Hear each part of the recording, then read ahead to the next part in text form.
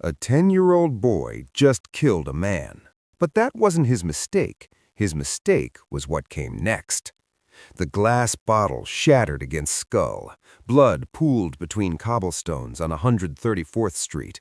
Two bodies lay motionless in the alley, one dying, one already dead. And standing over them, hands trembling, knees buckling, was Ellsworth Raymond Johnson, 10 years old, 4 feet tall, a child who'd just crossed a line there was no coming back from. His chest heaved, his vision blurred. The metallic smell of fresh blood mixed with rotting garbage made him gag. But he didn't run, couldn't run, because the man bleeding out at his feet, Snake Eyes Williams, was still breathing. And the man with the shattered skull, he had friends. Dangerous friends. Friends who'd hunt a child down like a dog and make him disappear into the Harlem River before sunrise. This is Harlem, 1916, where children don't get second chances, where one wrong move means a shallow grave, where survival isn't about being good, it's about being smart enough to stay breathing. Have you ever been so desperate you'd do anything to survive? Has your neighborhood ever felt like a war zone? Have you watched people you love get destroyed by a system designed to crush them? That was Ellsworth's reality, every single day. His father worked himself to death on the docks for pennies. His mother scrubbed white people's floors until her hands bled. His family was starving in a city overflowing with wealth they'd never touch. And on this October night, he made a choice that would either kill him or make him a legend. Most people miss the warning signs until it's too late. Subscribe now. Not convinced? Drop a comment. What's holding you back? Here's what nobody tells you about survival in places like 1916 Harlem. The rules are rigged. The police work for white gangsters. The courts exist to cage black bodies. The streets offer two options: submit or die.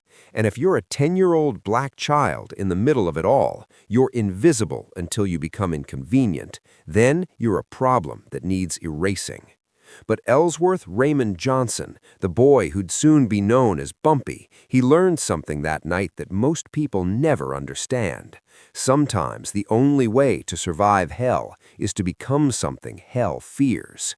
This is the true story of how a child survived Harlem's deadliest streets by mastering the one skill that separates legends from corpses, the ability to see death coming before it sees you. Before we dive in, drop a comment and let us know where you're watching from. We'd love to hear from you. If you enjoy true crime stories like this, don't forget to like the video, subscribe, turn on the notification bell, and share it with someone who'd love it too. Harlem in 1916 was a beautiful lie wrapped around an ugly truth. On the surface, it buzzed with promise. The Great Migration was flooding the neighborhood with black families escaping Southern terror, families who'd sold everything for train tickets north, clutching dreams of freedom and opportunity. Jazz music spilled from basement clubs. Poets and artists gathered in cramped apartments, creating what would become the Harlem Renaissance. Hope was in the air. But death was so intense, because while black families were building a cultural empire, white gangsters were building a criminal one. Dutch Schultz's crew controlled the numbers rackets. Arnold Rothstein's network owned the speakeasies. Italian and Irish enforcers collected protection money from every black-owned business, beating anyone who refused to pay. The police, they worked for the gangsters. The courts, they caged black men for breathing wrong. And every day, bodies turned up in alleys, problems that disappeared before the newspapers noticed. This was the Harlem that raised Ellsworth Raymond Johnson. The Johnsons lived in a tenement on 133rd Street that smelled like mildew, boiled cabbage, and broken dreams. 4 families shared one bathroom. Rats owned the walls. Every winter, someone's child died from pneumonia. Ellsworth's father, Theodore, worked 16-hour shifts on the docks. His hands were nothing but calluses and scars. His back stayed permanently bent, and every Friday he'd come home with barely enough money to cover rent, looking 10 years older than he was. His mother, Lucille, took in laundry from wealthy white families in the Bronx. She'd scrub blood out of their bedsheets, iron their silk dresses, wash their undergarments, all while her own children wore clothes with holes in them. Her fingers stayed wrinkled from wash water. Her spirit stayed crushed from humiliation. They were good people, honest people, and Harlem was destroying them slowly, piece by piece, week by week. Ellsworth watched it happen, and he learned a lesson his parents never intended to teach. Dignity doesn't fill empty stomachs. But it was his grandmother, Odessa, who truly saw him. At 72, she'd survived slavery, Reconstruction, and watching two of her sons lynched in South Carolina. Her eyes were clouded with age, but sharp with understanding. She noticed things others missed, the way Ellsworth watched the hustlers on street corners, the way he calculated odds before other children learned to read, the hunger that had made him cold. One night she pulled him close and whispered, "You got fire in you, boy. Question is, will it warm this family or burn it down?" He didn't answer. He already knew. The choice was never really a choice at all. Starve with dignity or survive by any means necessary. Watch your family crumble or learn the rules of a game designed to destroy you. The streets had a teacher waiting for him, and the lesson would cost blood. Clarence Snake Eyes Williams was everything Harlem's black community needed and everything white gangsters feared.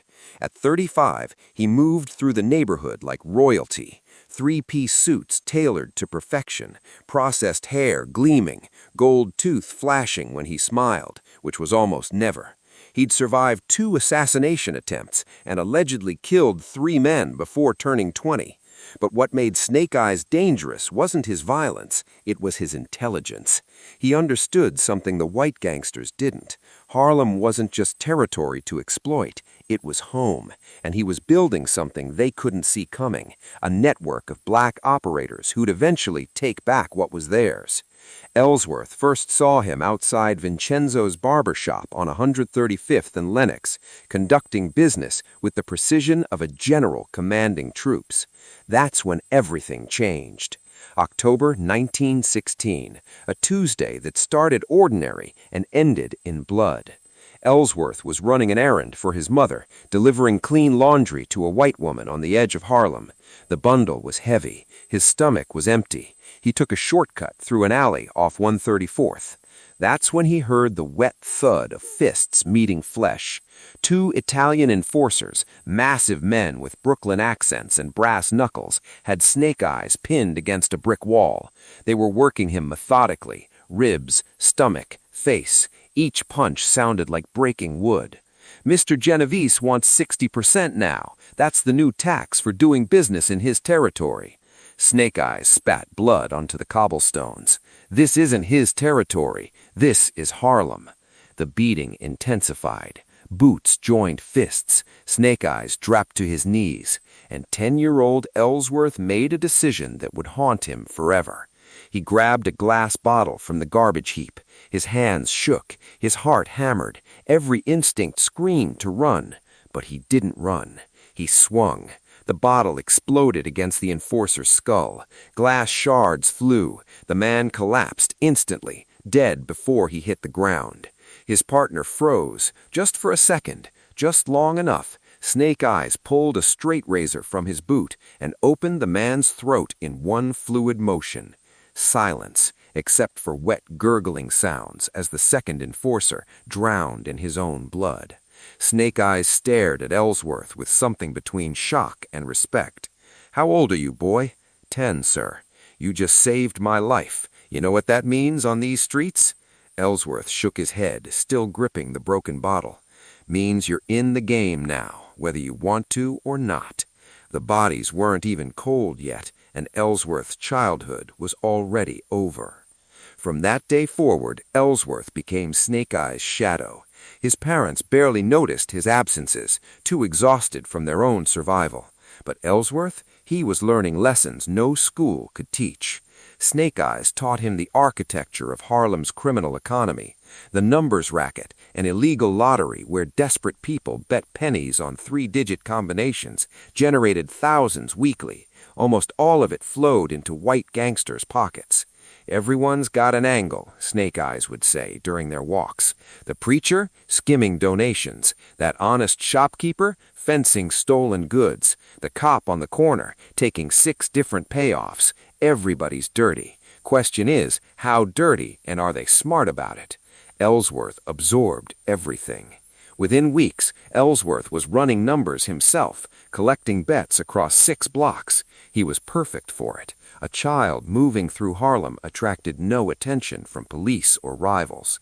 He was invisible until he wasn't.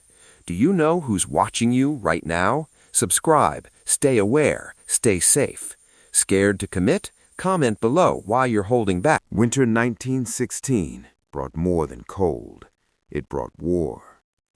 Snake Eyes had been skimming from the Italian operators for months, quietly, carefully, building his own independent numbers bank. His vision was simple but revolutionary. Keep Harlem's money in Harlem, cut out the white middleman, build black wealth in a black neighborhood. He recruited carefully. Augustus or Gus Freeman, a former Pullman porter with connections throughout the Northeast. Vincent Lattimore, who controlled numbers operations in 3 buildings on Strivers Row where Harlem's elite lived. And he cultivated protection from Officer Terrence Mitchell, a black cop tired of watching white gangsters bleed his community dry. Ellsworth became the messenger, carrying sealed envelopes between conspirators, memorizing faces, names, commitments, learning who was solid and who might crack under pressure. He was 11 years old, running a revolution. February evening, gas lamps flickering, temperature below 0. Detective Patrick O'Malley walked into Vincenzo's barber shop like he owned it, 6'4" of Irish muscle and corruption. He worked for Arnold Rothstein's operation, and his reputation made grown men weep. His message was direct.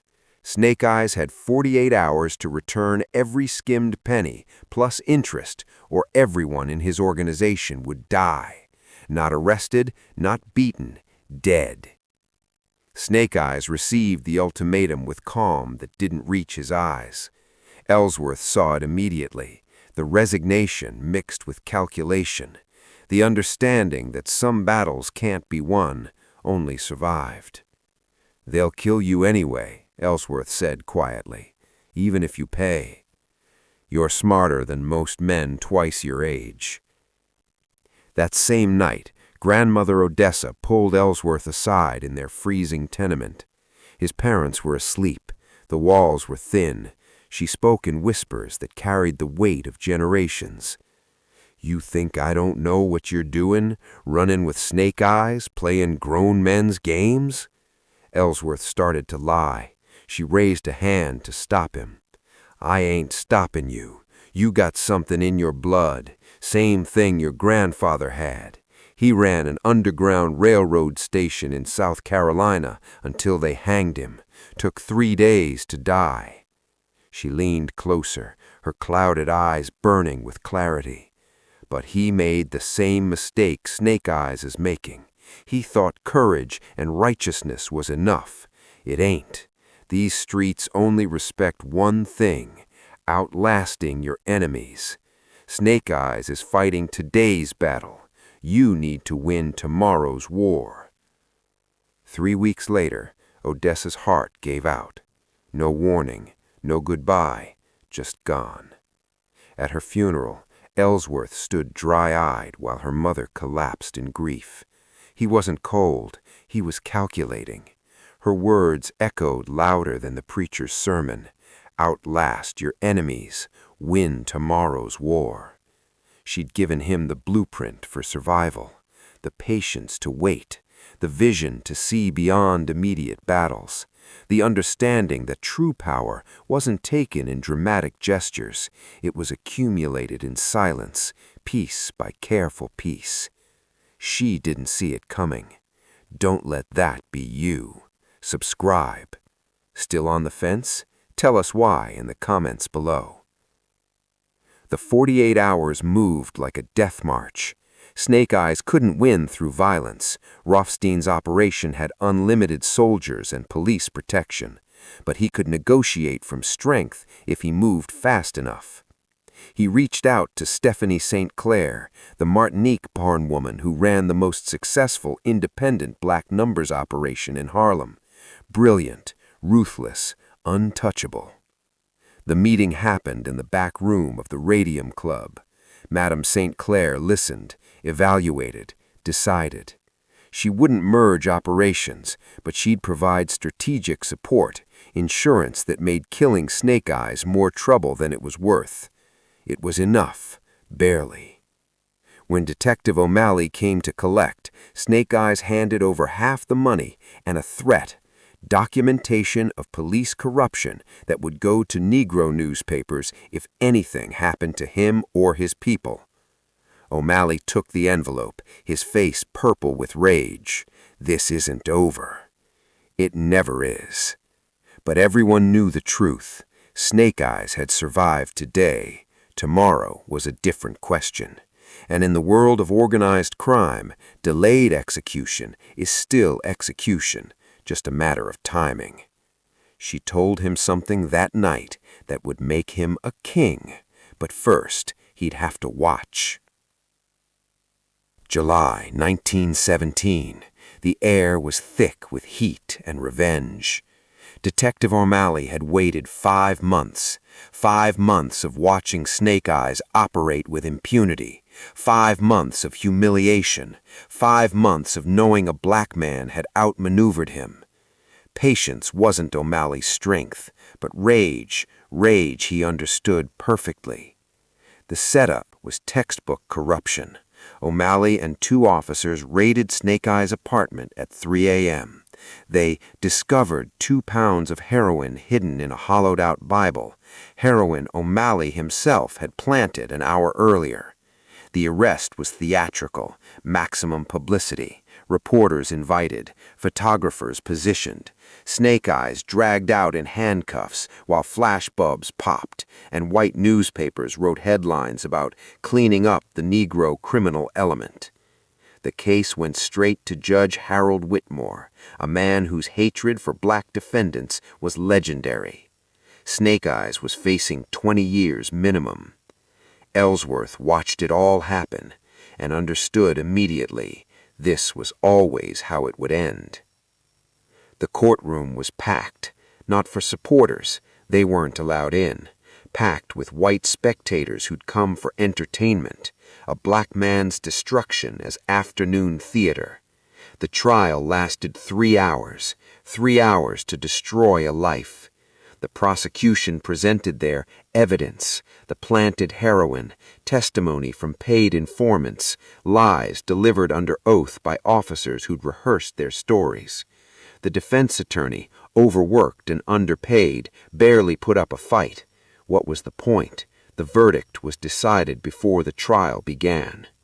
Snake Eyes sat in chains, his 3-piece suit replaced with prison gray, but his posture never broke. His gold tooth still flashed when he smiled, which he did just once when the prosecutor called him a menace to civilized society. Ellsworth sat in the back row, watching the machine work, watching how easily the law could be weaponized, watching how power operated when you had none. Judge Whitmore didn't deliberate, didn't pretend to consider evidence. He sentenced Snake Eyes to 25 years in Sing Sing prison. The gavel fell like a guillotine. The night before Snake Eyes was transferred upstate, Ellsworth visited him in the Tums, Manhattan's detention complex, where men waited to be swallowed by the prison system. Snake Eyes looked smaller in that cell, diminished, but his mind was still sharp. You need to promise me something. Anything. Don't try to be me. Snake Eyes leaned close to the bars. Don't fight the fights I fought the way I fought them. Your grandmother was right. I heard you two talking through those thin walls. I'm fighting today's battle, but you've got time to play the long game. What should I do? Survive, learn, wait, Make yourself useful to the people who have power now. Learn everything they know. Build your network quietly. And when your moment comes, maybe 5 years, maybe 20, don't hesitate. Take everything. The gold tooth flashed one last time. Promise me you'll be smarter than I was. Ellsworth promised. He kept that promise for the rest of his life. So here's the question nobody wants to answer. Was Snake Eyes a hero or a fool?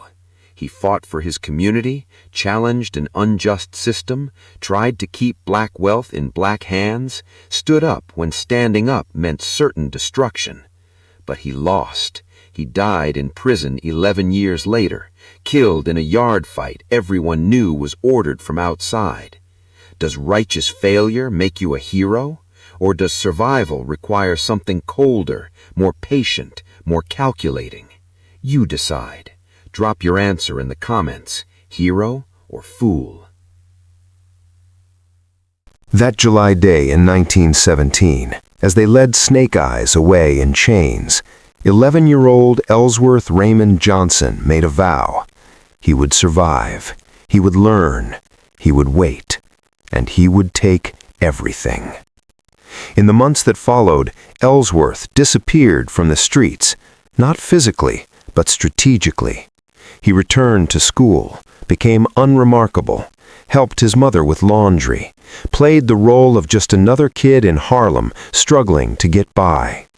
But in the shadows, he was studying the Italian operators, the Irish enforcers, the corrupt cops and complicit judges, learning their methods, their weaknesses, their patterns, building himself into something they'd never see coming. Most people learn these lessons too late. We break them down weekly. Subscribe. Stay prepared. Not ready yet? Comment why. We're listening. After Snake Eyes vanished into Sing Sing, Harlem expected Ellsworth to follow the same path, either dead in an alley or arrested before his 12th birthday. Instead, he did something no one anticipated. He disappeared. Not into hiding, not into another city. He disappeared into normalcy. He showed up to Public School 89 every day, sat in the back row, turned in acceptable work, caused no trouble. Teachers who'd never noticed him before still didn't notice him now. He helped his mother carry laundry bundles, ran errands for neighbors, became the kind of kid adults forgot 5 minutes after seeing. To everyone watching, Ellsworth Raymond Johnson had learned his lesson and stepped away from the life. They were all wrong. While Harlem forgot about him, Ellsworth was building something more dangerous than a criminal network. He was building himself. He studied the Italian operators from a distance, watched how they moved money, how they communicated, where their weaknesses lived. He memorized which cops took bribes and how much they charged. He identified which judges could be bought and which politicians were already owned.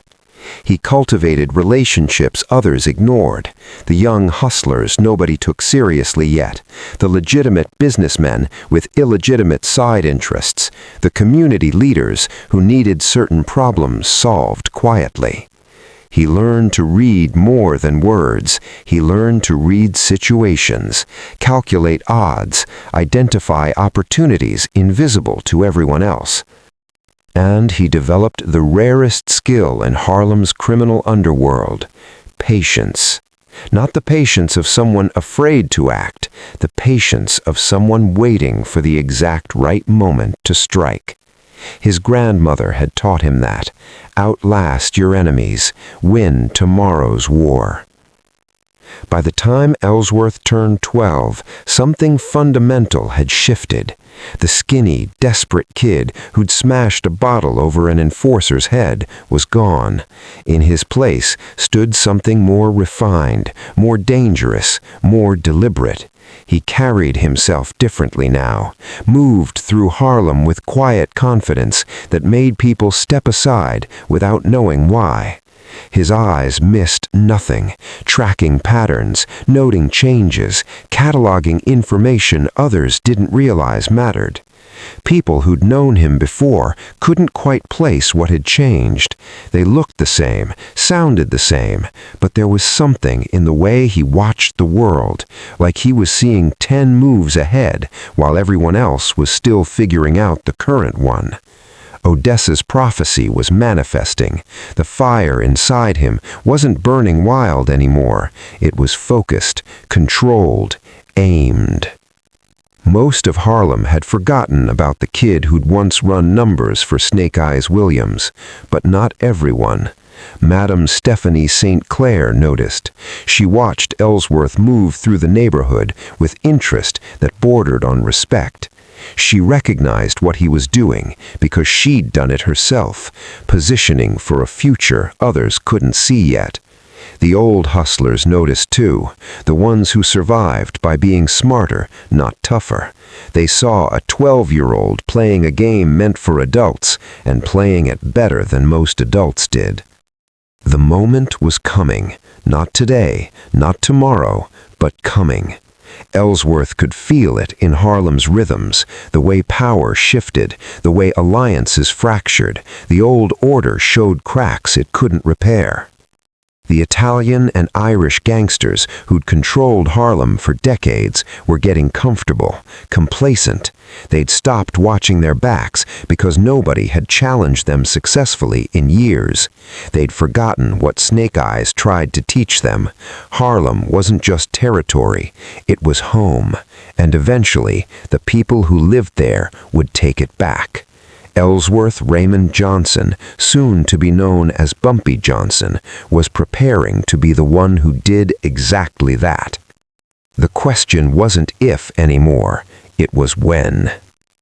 Here's what Bumpy Johnson learned at 10 years old that most people never understand. Survival on deadly streets isn't about being the toughest, it's about being the smartest, the most patient, the one who sees the board while everyone else is just reacting to the next move. Snake Eyes had courage, he had righteousness, he had vision, and he died in a prison cell because courage without strategy is just another word for suicide. Bumpy learned a harder lesson. Sometimes you survive by becoming what the streets can't kill. These lessons aren't just about Harlem in 1916. They're about every place where power is stacked against you. Patience beats aggression. Strategy beats strength. Positioning beats confrontation.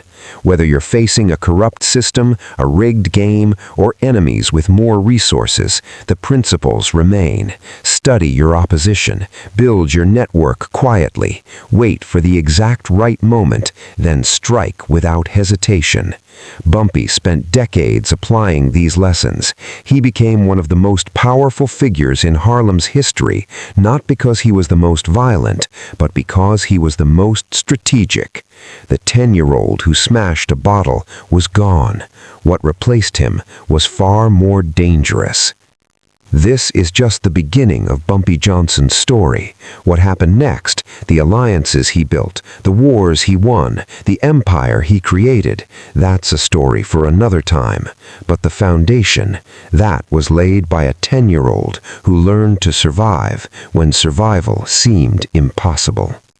Stories like this matter. They teach, they warn, they prepare. Subscribe now. Don't miss what's coming next. Still won't subscribe? Comment your reason. We genuinely want to know. Because the streets are still teaching these lessons. The question is, are you learning?